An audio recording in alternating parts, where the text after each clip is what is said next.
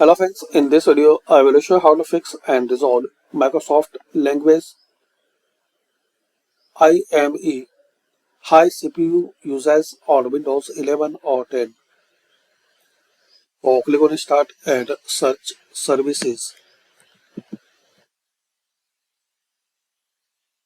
Open Services.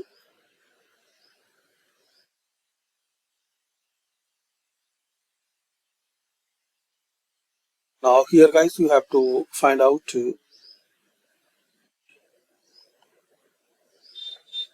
Touch Keyboard Services.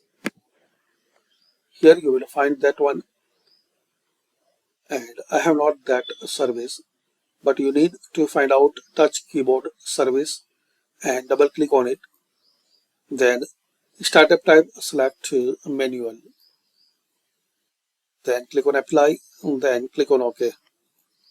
So just you have to find out touch keyboard service. Now exit and restart your system. So this way guys you can fix and resolve Microsoft language IME high CPU usage on Windows 11 or 10. Thanks for watching. Comment this method work for you or not.